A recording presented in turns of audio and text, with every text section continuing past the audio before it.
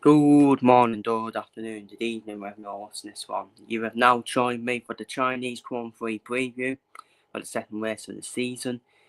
So we do head to Shanghai, which did come back last year after 3 years out due to that virus, of course. So we do head to Shanghai for the second race of the season, second Grand Prix of the season of the 2025 season. And yes, let's straight into it. So practice one will be 3:30 to 4:30 in the morning. Sprint qualifying 7:30 to 8:15 on Friday, or on the Friday, of course. Saturday we've got 3 a.m. to 4 a.m. sprint race on the same day, 7 a.m. to 8 a.m. qualifying session, but that will set up the actual grid. The actual race is 7 a.m. on Sunday, the 23rd of March. So it's another early one, another one to set your alarm clocks for. So this is Shanghai International Circuit. Then we got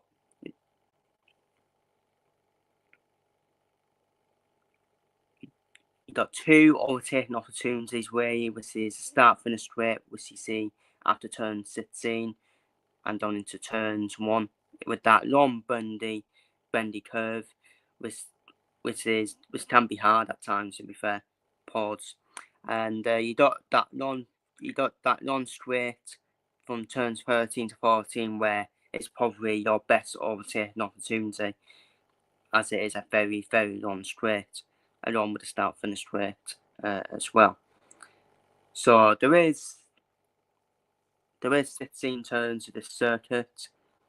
The weather forecast for the Chinese Grand Prix is expected to be dry. This is on Saturday, expected to be sunny, while on Sunday it's expected to be, next Sunday it's expected to be partly cloudy.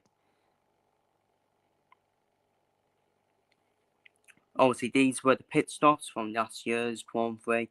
Max Verstappen had a two-stopper, starting on the mediums, then done onto the two hard compound tyres, while Norris, to be fair, Norris had a one-stop, didn't he? Which is a possible strategy for this Grand Prix, starting on the mediums and done onto the hards. So it's interesting when you see there Max Verstappen had to use two hard compound tyres.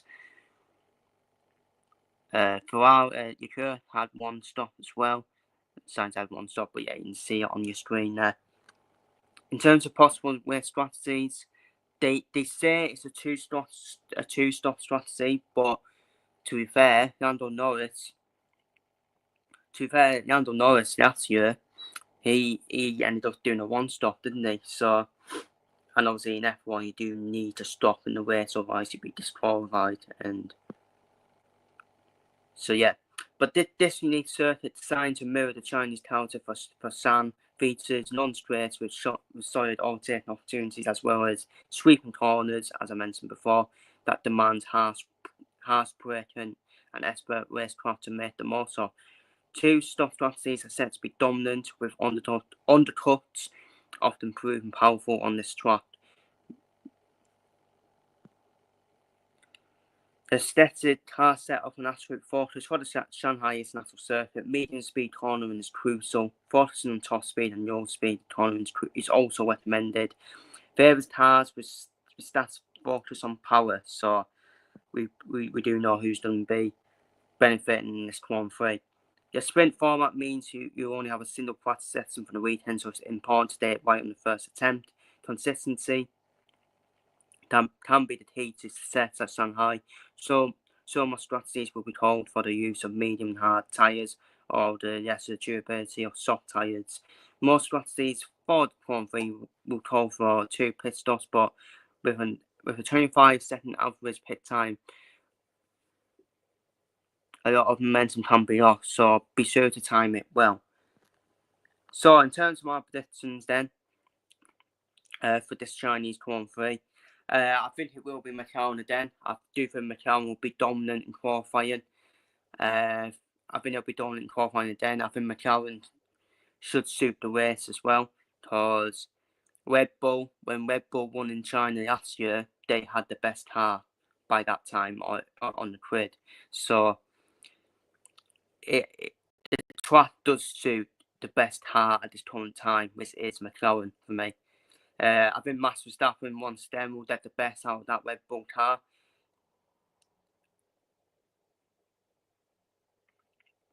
I think Ferrari and Mercedes will battle it out this time in Shanghai, China, for the qualifying positions. I expect a better qualifying from Liam Lawson than we saw in Australia. And I think the two Williams cars will get into qualifying 3 as well. I think Perez, Alonso, Tsunoda, Isaac Hadjar, and Lance Stroll will get knocked out in qualifying 2. And I think Hulkenberg, Ocon, Berman, Bottas, and Chad Doohan will get knocked out in qualifying 1.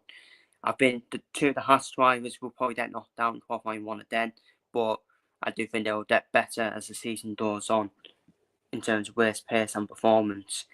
But in terms of my race prediction, then I don't think Lando Norris wants to qualify on pole. I think Lando Norris makes it back-to-back wins to start off the season as well. I think Piastri this time will get on the podium. I think Piastri should get on the podium this time, barring any mistakes. I think Verstappen gets on the podium as well. I think Hamilton will finish 4th. I think Lawson might have a good Q3. I start feeling he might have a better Q3 this time in China and do a bit of a Kimi Antonelli did getting qualifying and get better in the race. I think Kimi Antonelli will continue his decent start to the season as well. I think both Williams cars will get in the points this time. I think Carlos Sainz will be happy that it's not raining.